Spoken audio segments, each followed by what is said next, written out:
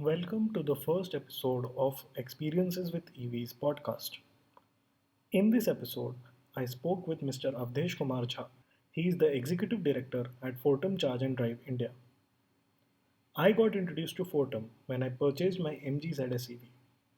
MG cars could charge freely on Fortum till the end of June 2022. In this conversation, I realized that Fortum is much more than just a charging company. We spoke about Fortum's existing businesses, their EV business, pain points of app based charging, and how Fortum is looking to solve those. We also delved a bit into the franchisee business model as a charge point operator and how the economics of a three wheeler versus two wheeler versus four wheeler charging work. Before we get to the show, let's take a quick commercial break.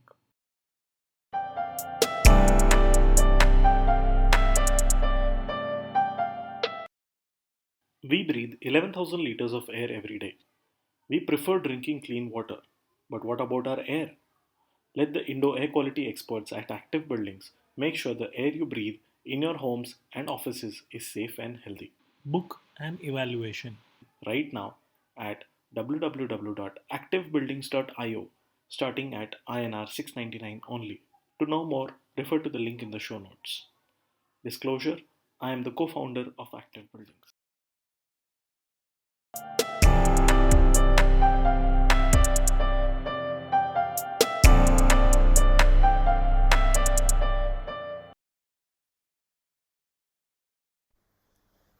Welcome to Experiences with EVs, a podcast where we talk about everything related to electric vehicles in India. Please welcome your host, Priyans Murarka. Welcome to EXP with EVs podcast. Today we have with us Awadhesh ji. He is the Executive Director at Fortum India, Charge and Drive India. So Awadhesh ji, welcome to the podcast and thank you so much for doing this. Uh, Thank you, Priyans. yeah, so I'll begin with a quick introduction of Awadhesh ji. So Awadhesh ji is a graduate, is a civil engineering graduate, right? Yes. Yeah, he's a civil engineering graduate and I am a graduate, and he has industry experience over 15 years now. So, Avdesh ji, you've spent a lot of time in the industry. So, why don't we start off with some of your prior work before you joined Fortum India? So, can you give us a brief introduction about that? Okay. Thank you, Priyans. So, just one small correction. So, I have more than 30 years of experience now. So, not 15 years, 30 years of experience. And let me take you through my industry journey. So, I started my professional journey from Steel Authority of India Limited way back in 1991. And then in 1993, I joined central government. So, Government of India Central Water Commission, which deals with the water resources, hydropower across the country. So I worked there as a class 1 officer. And I spent almost 14 years there. Up to 2007, I was working with Government of India. And then I moved to the private sector. So from 2007 onwards, I'm working with the private sectors. And so you can divide 15 years in the government and 15 years in the private. So in the private, I started with a small company called Dance Energy, DANS, and they were into the hydropower development in Sikkim. So I joined there as a vice president technical, taking care of the entire technical aspect of the projects, the DPR, the investigations, the designing, permissions, clearances, and land acquisitions and everything. Then subsequently, I joined Hindustan Power Projects, which was affiliated to Mozabayer. People know Mozabayer more famously. So I worked in the Hindustan Power Project for 6 years, leading the hydropower development itself, the business development, the hydropower project development, and the associated with the thermal power projects as well. And then in 2014, I joined Fortum, the current company. And here I have gone through a different, I would say, the division. I started with the hydro. Then I went to the solar operations. And I was also responsible for the developing the sustainability aspect of the entire Fortum business in India. And from 2017 onwards, I am working now for the Charge and Drive, which is on the electric vehicle charging infrastructure. This is something which I have started, I would say I accepted this as a challenge because at that point of time when we started in 2016, we started evaluating the Indian market. And there we found that, there's a huge potential, but nobody is talking about that. You had some initial policy in place, but not much being talked about electric vehicle at that point of time, but it's a huge potential. So since we are operating in Nordic for last more than 6 years by that time, so we thought that why can't we use that knowledge and do something for the Indian market as well? And that's how we decided that we'll start doing the infrastructure business here, because that would be the bottleneck, especially for the car segment to get adopted. You require a good, robust, ubiquitous charging infrastructure which can cater to them. So that's how I started my journey in 2017. And then today, I'm with you talking about the same thing. Yeah. That's such an inspirational journey, sir. 30 years, 15 years with the government and 15 years in the private sector. That's really aspirational. So as an EV consumer, okay, we my first introduction to Fortum has always been through their charging networks. And for me, because I'm an MG owner, for me it was even more enticing because I had free energy till 30th June 2022. So I have charged multiple times on Fortum network to make use of that free energy. So can you briefly explain as to what Fortum does in India, so that it is, as you mentioned, that it is not just a charging company. So if you can just briefly explain the different businesses that Fortum is in, so then we can focus on the EV charging infrastructure.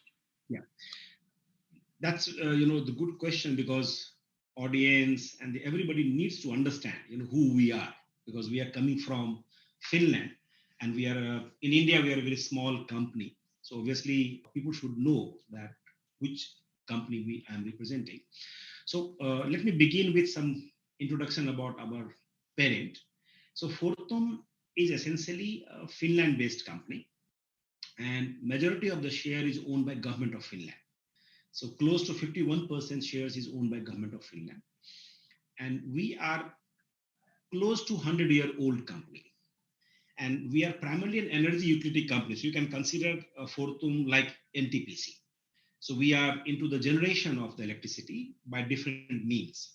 Primarily the CO2-free sources of energy. So let's say nuclear power is one. Hydro is one of the major element in our generation productions. We have the combined heat and power based on the biomass. And besides that, initially we had the distribution business also and the transmission business also, which we divested in 2014. And then subsequently we acquired another company called Uniper, which is a Germany-based company. And we acquired close to around 80% of the stakes at that point of time. And that company again is into the nuclear, hydro, and the gas trading. That's it, because in Europe, the gas is something which is very, very required. And then besides that, as a Fortum, we are also the largest electricity retailers, right? In India, the electricity is sold by only distribution company. Whereas in Nordic country, the electricity can be sold by any, entity. So Fortum is the largest utility, or in terms of the electric retailers, to the end consumers or the industry consumers. So that is something which we do there. Besides, in Fortum, also we have the recycling business, which we call the circular economy. So we started with the recycling of the nuclear hazards, we recycle the other waste, and we create the other municipal waste into the plastic, recycled plastics. And recently, for last 4 years, we have started doing the recycling of the lithium-ion battery also. Right? So that's the ecosystem, back to, I would say, the parent. And this journey of the charging infrastructure business was started in 2011 when Nissan had started their Leaf sale in Norway. They wanted for a partner who can set up the public charging infrastructure. And that's all. Since we were into the generation, we were into the sale of electricity. For us, it was a natural, I would say, expansion into this domain as well. When it comes back to India, we started our operations as a Fortum in 2012 with the acquisition of a small solar power plant, 5 megawatt plant in Rajasthan. Subsequently, we developed our own a 10 megawatt solar plant. And then we went on building 70 megawatt, 100 megawatt, and 250 megawatt size of plant. So solar is one of the main business vertical in India. Then we have another business vertical, which is we call it the Bio 2X. Right? So it means from any bio products, you can create anything. Right? What we have started doing it, we have a joint venture with a government PSUs called Numaligarh Refinery Limited, which was earlier the subsidiary of BPCL. Now it is a subsidiary of EIL and the Oil India Limited and the government of Assam. So what we do there, we are setting up a manufacturing plant for manufacturing the bioethanol. You might be aware that the government has come out with a national biofuel policy. Yeah, they want this to be blended with the petrol. Correct. So that is the bioethanol which we are manufacturing there. We'll be manufacturing. We're setting up a manufacturing plant, and this is based out of bamboo because northeastern states has huge resources of the bamboo. Correct. So it's based out of bamboo, and it's a 2G technology. So it's not just the ethanol, but then other materials also is being developed. So efficiency is close to around 80-85% compared to the 1G, where the efficiency is again 40% or 35%. So that's the another business vertical we have. And this business vertical has a potential that it can replace the cotton with the fabric which we can create out of this rice straw or the wheat straw. Correct. And you come from Maharashtra, that cotton requires huge amount of water. Yeah. Right. So there we want to make it more sustainable by using the rice straw, which in India it gets to different use, particularly the burning and all. Correct. So you can solve two problems. At the one end, you are replacing the water, extensive water use. Second, you are solving this problem of the rice straw burning and all. So that has a potential to develop the fabric. And just for your reference, our such fabric made out of these material was displayed in the Vancouver fashion show, right? So an energy company developing something and then exhibited in the fashion show. It's very interesting journey. So that's what our vision is, that we should be able to solve this problem. And the third business vertical is the EV charging, where we will discuss in more details. These are the three business verticals here. Yeah, yes. Yeah, that's really great to hear. And I mean, especially, there are so many applications out of, using bio as fuel, and I doubt there are many companies in India doing that, but that's really great that Fortum has taken a lead in doing this. Regarding your solar, a solar business, I had read a couple of press releases wherein, congratulations on setting up like around 800 megawatts of building capacity, 200 in Gujarat and 600 in Rajasthan, I think. So congratulations on that. Yeah. So I'm just curious to understand, how does that work? Do you set up on your own? Do you have a local partner that you work with, or is the manufacturing taken care of by Fortum, or is Fortum just focused on producing the energy and then supplying it to the government? So how does that work? Absolutely. So essentially, we are an independent power producer. So we are not the manufacturer of the module. We are not the EPC company. We are independent power producers who makes the investment into setting up the power plant, and whatever power is produced, that is sold on the long-term PPA to the different distribution companies or companies like SECI or NTPCs. So that's the business we are in. We are not into the manufacturing and all. What we do, we source the module on our own, which we issue to the EPC contractor, and we have a EPC contractor. So EPC contractor undertakes the entire installation activities, and module we purchase and we supply to them. So this is how we operate into the solar. Understood. That's really great. With that, let's move our attention to the EV business. So first and foremost, do you drive an EV, or if so, and which one? Yeah, so I drive not in the personal capacity. I don't own the EV, but I have, in our official capacity, we have two EVs. One is ZS, and one is the Tata Nexon. Correct. So these are EVs which I am driving most of the time, especially for all the official meetings and everything. And in my personal, city drive also, I use the EV. So I encourage my all employees to use as much as possible on the EV, so that we need to be demonstrating to the consumer that we are confident of driving the EV, and there is no need to worry on the charging infrastructure. So I mean, today, even in Delhi, we have a very small setup of the infrastructure, but then we have not have any problem in getting the EV charged, though despite the fact that we have not set up the AC charging anywhere, either at home or at this. So we are completely relying on the public charging. It's working perfectly fine. Correct. That's really great, and it's great to see that companies are taking the lead in ensuring that their employees travel by EVs. So coming to the Fortum infrastructure, right? So I have used, as I mentioned earlier, I've used the Fortum app quite a few times, and one of the great things about the app is that I don't need to have a wallet. I can just pay directly, as in like you charge me with on a per kilowatt hour basis. So that is really great. I don't need to maintain a wallet balance. So that, I mean, in my post I had mentioned that how maintaining wallet balances in different apps becomes tiresome and cumbersome for the user. So kudos on that. And speaking about the infrastructure, right? So I have observed that Fortum usually has charging networks that are mostly concentrated at either an MG dealership or an Audi dealership, and it's mostly focused in cities. So I was wondering whether Fortum has any plans to start setting up charging infrastructure along the highways, and if so, how are you going about it? And if you can just brief us a bit about that. Sure.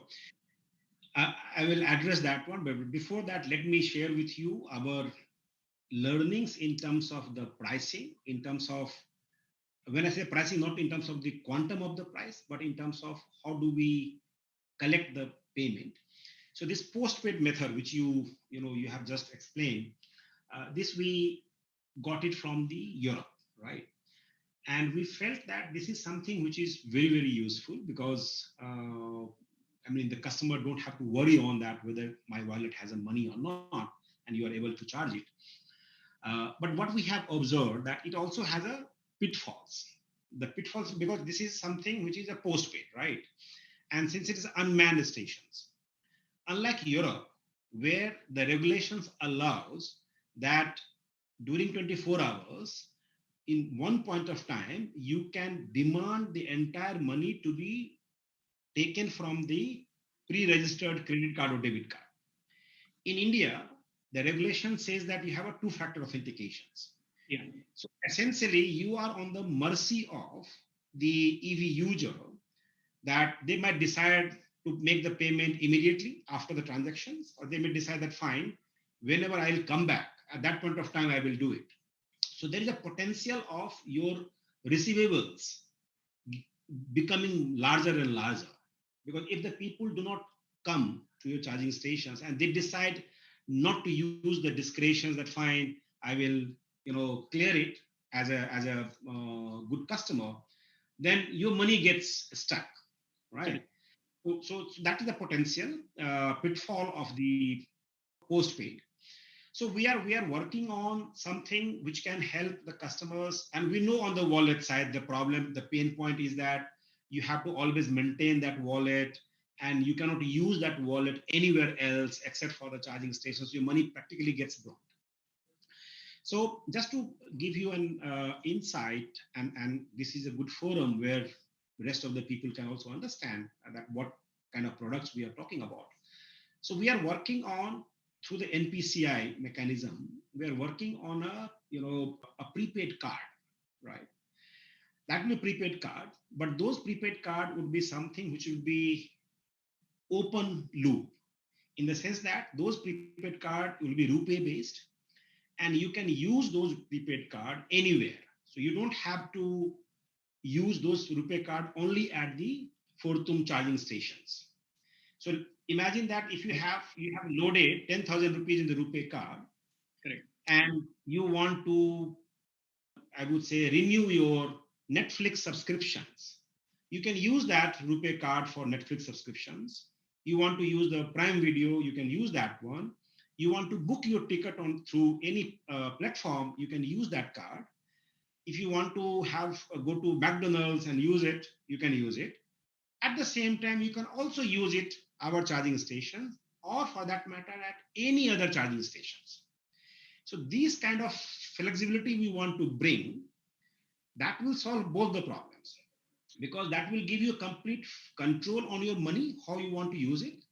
At the same time, it will also solve our problem that the receivables is not ballooning up, because that's also required for the business realities. That's a genuine problem. I mean, when I charge at Fortum, I was like, okay, I can pay this only when I'm back. But then Yeah. that is not good business on my end. It's not good business on your end. Plus, having this single card single rupee card that you can use everywhere, Yeah. that's really amazing. Outside of that, I also think UPI is coming up with features wherein you can have a limit set. Like for example, a 50 kilowatt battery, like I mean, you will not be charging more than 2,000 rupees for a full charge rate, 1,500 maximum, right? So you can have that limit set. There are certain ways. I think in the UPI 2.0 that is going to be released, there are certain methods which you can use to get the UPI ID and set that amount, and then after that you can deduct how much ever is the bill. So In this, I mean, you have hit the right chord.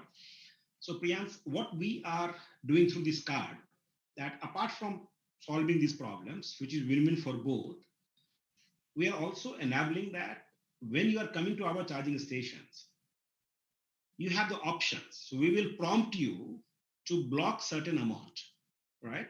And that amount would be broadly in terms of what is the average consumptions over a period of 1 year on a network has happened. So let's say you are prompted to block for 1,000 rupees. Okay. Now that amount is blocked. That amount is not deducted from your card yet. And at the end of the transactions, if the bill amount is only 800 rupees, so only 800 rupees will be deducted and 200 rupees is instantly released to your wallet. So this is because we observe that this is a problem which the customer is facing, because they don't want their money, the 10,000 rupees or 2,000 rupees, to be blocked only for XYZ chargers. So we give you that freedom, so that, and we also get assured that yes, we get the money there when the transaction is happening. So we thought of these propositions. And second feature which we want to bring is also where you don't want to become our member.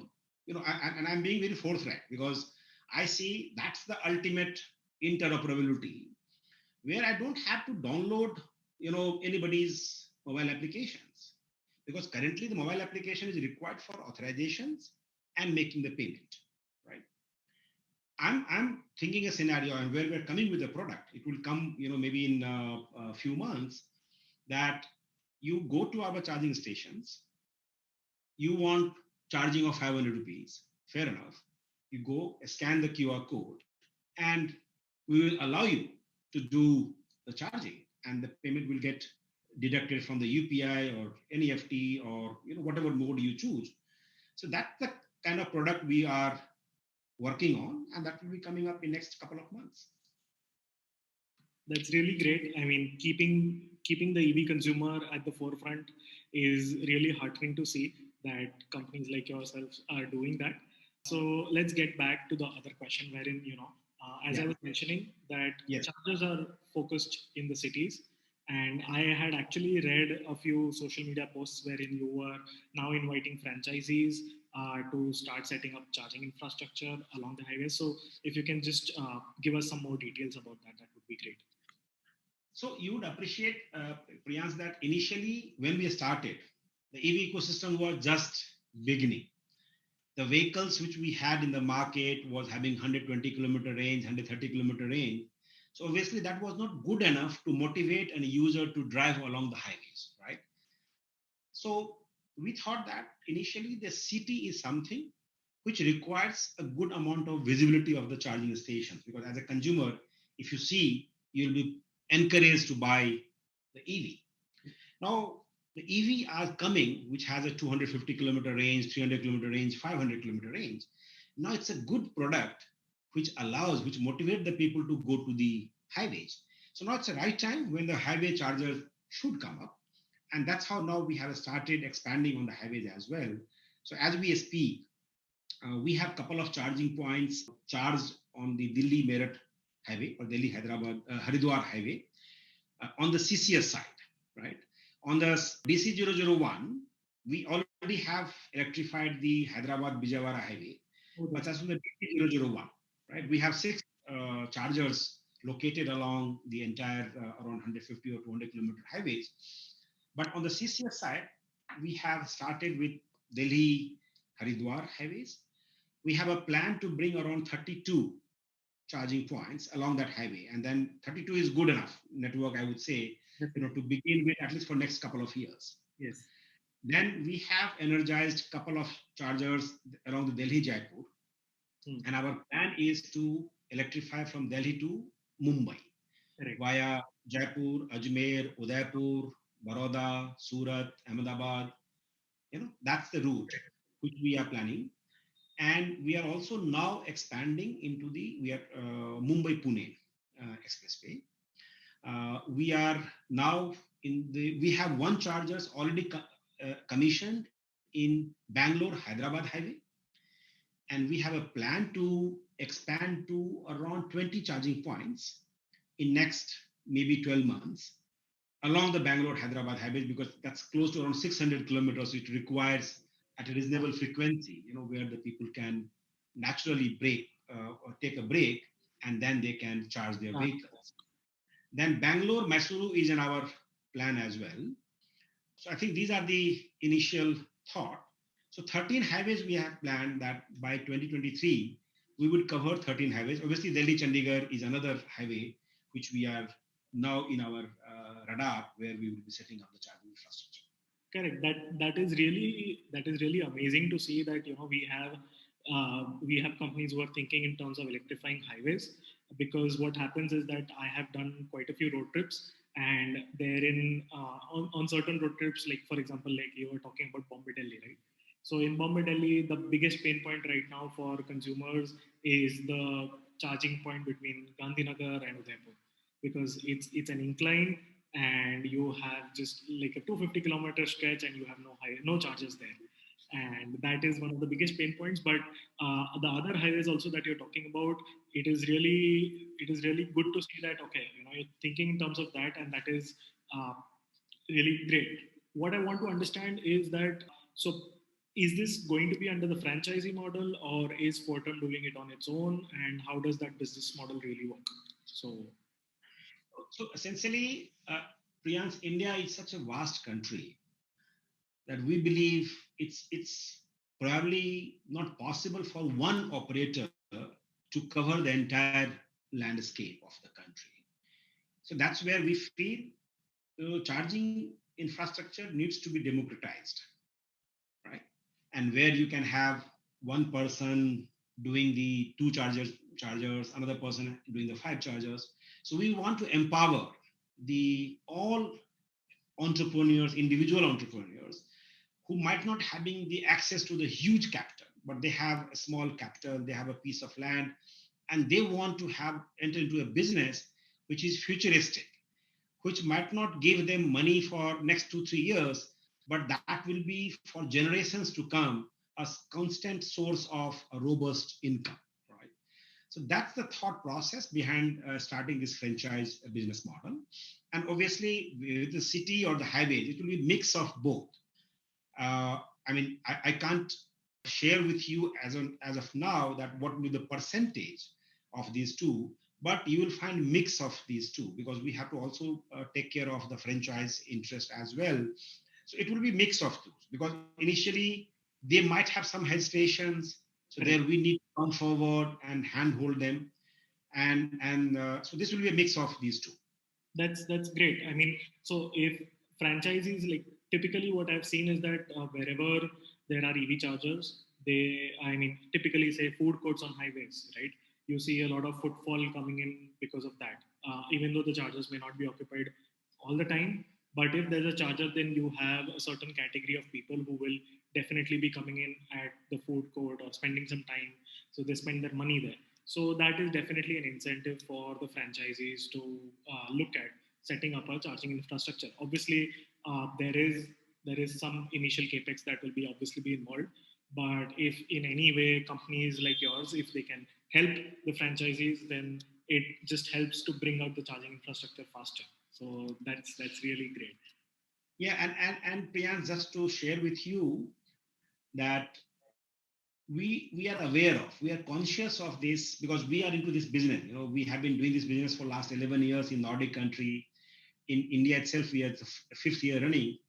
We know that initial couple of years, because the electric vehicle is expected to become mainstream by 2025 in India, when the battery prices based on the PLI and other global events likely to fall down and making the EV cost at par with the ICE vehicle. Till that point of time, there is not much volume coming in because all the OEMs are selling their car with the home chargers also, right?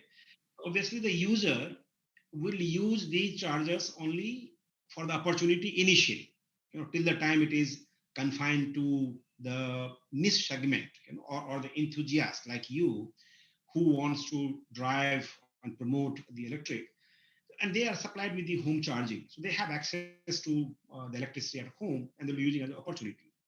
So that will be initial years where the business would be slightly less, and that's why we felt that we should handhold them, and that's where in our franchise model uh, we are giving them a minimum assured income, that even if you are not getting, let's say you get zero transactions on in that particular year, at least you are assured of a minimum guaranteed income from our side for 3 years. Oh wow. So this is, yeah, so for 3 years we are handholding them that, if your revenue gets shortfall beyond that amount, we compensate to you. So this is something which I think we are aware of this fact that the infrastructure will be lesser used for next 2 3 years, and from 25 onwards it will be all over the infrastructure will be required by every EV user because as per government data, 70% of the urban population, car owner, doesn't have access to the private garage. Correct. They park on So the once they start buying car, yeah. where would they charge? So they'll be requiring a public charging stations, right?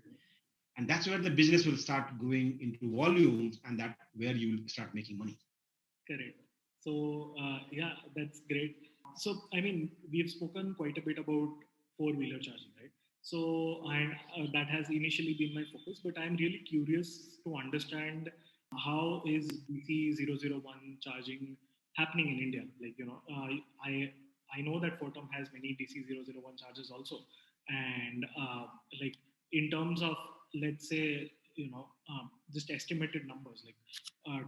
Two-wheeler versus three-wheeler charging and four-wheeler charging, which is a bigger pie, and how is Fortum going about things in that direction? So if you can just shed some light on that. Yeah, that's a very interesting question, Priyans, and then I would like to explain for the larger benefit of all the audience. Please do so, sir. And see, we need to understand from the two aspects. So one can view from the number of vehicle itself. So obviously, in terms of number of vehicles, two-wheelers, auto smart, any other segment, 80% sales happens on two-wheelers, and close to 13% happens for the four-wheeler car. Correct. So the ratio is almost close to 6 times. So obviously, at any point of time, and the government is also promoting two-wheelers and three-wheelers heavily. So basically, number of two-wheelers transactions will be very, very large. But for the business of the charge point operator, what will be you should also understand that the two-wheelers has 2 kilowatt hour of battery or a 3 kilowatt hour of battery, and the vehicle which you drive, MG, ZS, would be minimum 40 to 50, right? That would be the range of. So if you service one MG, your ticket size is close to around 40 units. Correct. And that too in a lesser time. Exactly. Right? Because car requires very, very fast charging, right? Because the battery size is quite big. Whereas in the two-wheeler, you have to service at least 20 two-wheelers full charged to match with the business volume of the 1 mg, right? So now here it is 20 times, vis-a-vis number is 13 versus 80% means 6 times. So I see from that perspective, the car is 3 times larger in terms of the volume than the two-wheelers, right? That's one. The second is, as we speak today, see, all the four-wheelers has come out with the fast charging capabilities. In fact, there is a competition that how fast it can go, 1C, 2C, 3C, because the car OEMs want to give exactly the similar experience as they are getting on the gasoline car. Maximum 10 minutes they want to stay at any filling stations. So there is a potential that you'll be servicing more cars in a given period of time. Whereas on the two-wheelers, as we speak today, most of the two-wheelers doesn't have that much of fast charging capabilities. Some have, but those are proprietary. They have a proprietary connector. There is no standardization on the two-wheeler side as well. But still, it takes around 1 hour, 1.5 hours to charge the full capacity of the battery. So the volume, when we talk about the volume, so there are two things. One is the volume, which I strongly believe that the car has 6 times more volume than the two-wheelers when we start talking about the battery size. And the time required for two-wheelers to charge at a public place. They would not stay for 4 hours. And in 4 hours, if they stay, they take only 2 units of electricity. And since their operating cost has to be much lower, how much ticket size you would get? So I think the business volume lies in the four-wheeler. And what I also strongly believe that the four-wheeler is something which government is not promoting, right? Government is not promoting. Government is not incentivizing on the demand side on the two-wheeler. So whatever people are doing is out of their own commitment, own enthusiasm. Now someone should support them, empower them. And that's where we believe that the four-wheeler car segment, which requires a robust charging network, which will help supplement the activities, the initiatives taken by enthusiasts like you, so that you don't get stranded and you have a freedom to drive wherever you want to go. That's my thought process on this. No, that totally makes sense because with two-wheelers, three-wheelers, you will see the scale. But like as you put it very correctly, like servicing 1 mg is equivalent to servicing like 22 kilowatt or 3 kilowatt, two-wheelers. So that puts things in perspective. But still, I mean, so for that, the number of two-wheelers and three-wheelers in the market is probably a lot more than the four-wheelers that we currently have. And it is also three-wheelers are probably focused more on the like your Amazon delivery agents or like in logistics industries, which makes sense because they have a higher running. So setting up charging infrastructure for them in cities and on highways also is a direction wherein I think the charging companies will be focusing on and where they're headed towards, right? Uh, Speaking of like just as a tangent question that I have, you mentioned that what about say charging for big electric vehicles like buses? There are various cities that are going for purchasing various kinds of electric buses, and there is going to be a need for them to charge. And is Fortum doing something along those lines? And if so, if you can just talk about that. Yeah, that's a good question, and I'll answer that. So coming to the three-wheelers, because you had mentioned about DC001. So as you know, since we started, our forte was four-wheeler because in Nordic, there was a four-wheeler primarily. There is no three-wheelers or two-wheelers in the large number. We started with on our strength. Our strength was serving the four-wheeler customer. And at that point of time, only DC001 compliant car was there. So obviously we had to set up those DC001. Unfortunately, the DC001 compliant cars is no longer getting manufactured, right? Or maybe very small numbers only for the fleet, and particularly from one OEMs only. The another OEM is practically not manufacturing the DC001 compliant car. So obviously the utilization of the DC001 already set up has come down. Now, but the good part is I must compliment and I must appreciate the efforts taken by some of the OEMs for the three wheelers who have started coming with a fast charging capability on their logistics segment, right? And they have decided to adopt the DC001 protocol, and that has a potential to give the second life to the installed DC001 chargers, because now they can be used by this segment. So obviously has been now a huge case, another huge case of the DC001, and that's a good part of this electric mobility because it's evolving, and everybody is in the need of being most of the time on the road, especially the logistics side.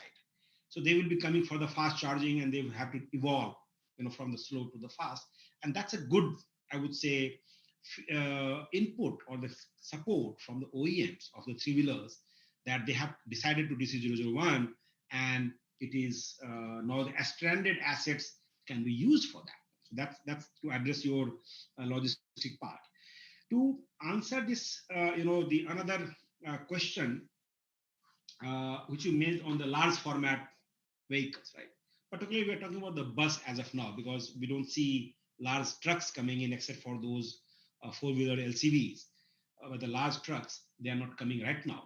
On the buses, yes, so far we were not into the bus charging in India, but now we have decided that we will start operating the bus charging as well, because this 4 or 5 years we wanted to set up the ecosystem. We wanted to help end user or the consumers to get familiar with this one. And now, since the buses is being promoted heavily, they require a robust charging infrastructure also, even though it will be captive consumptions, but it will be required. So now we have decided that whatever knowledge we have, whatever expertise we have on the public charging, now we should translate that and help the bus operators get into assured charging infrastructure from our side. So now in few months you will see Fortum also coming into the bus charging business. That's great to hear that, sir. Circling back to the previous point where you were mentioning that certain three wheelers have started coming out with fast charging capabilities, is this where I think your partnership with Log9 Mobility comes into play? Wherein I think Log9 are battery manufacturers. So how just explain this to me? How is this working out? As in, so Fortum is a charging network, Log9 is a battery manufacturer, and then we have three-wheeler companies, right? So three-wheeler companies wherein we put in Log9 batteries and then Fortum allows them to charge on their network. How is that working out? So yeah, so as you would know, that ultimately the charging infrastructure has to connect with the vehicle, right? And the vehicle, ultimately energy has to be passed on to the battery itself, right? Here I must put on record the appreciation for the Log9, that when they come out with the fast charging capability battery, they posed faith on us that let's test this. Because one thing is that you claim in the laboratory, but then another is that you test it.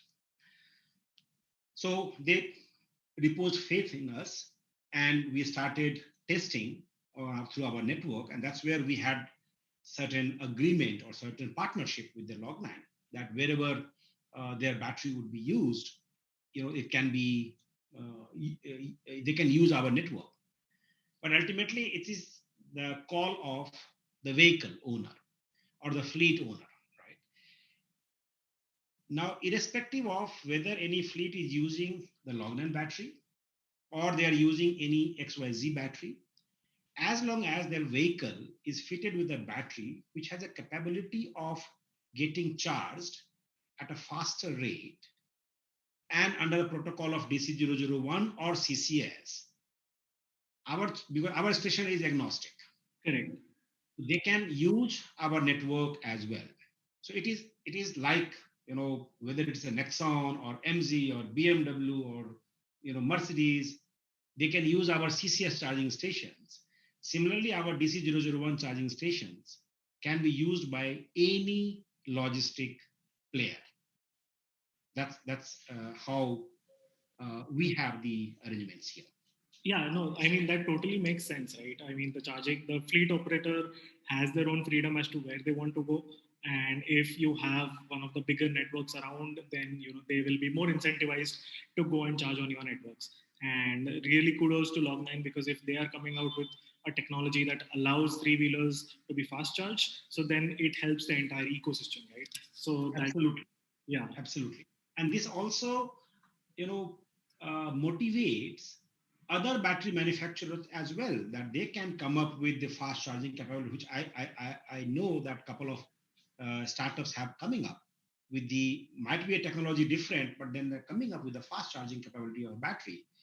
But we as a charge point operator, we are agnostic, whether it is manufactured by Log9 or anybody else. Our network is open to all.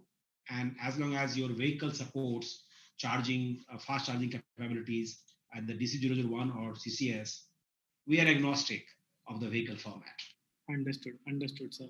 I think I have completed most of my questions. I have had a great understanding of how Fortum is moving ahead on their infrastructure plans. So, thank you so much for coming on the podcast and speaking with us. And good luck to Fortum. Thank you, Priyans.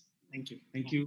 It was nice talking to you. And I must compliment you for taking this initiative of having the podcast and then sharing the knowledge of the industry with the general public, because in the EV ecosystem, we require to create the awareness.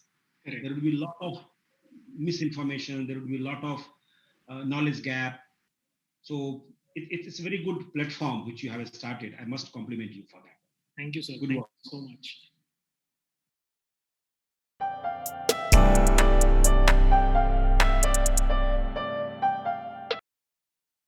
I hope you enjoyed this episode.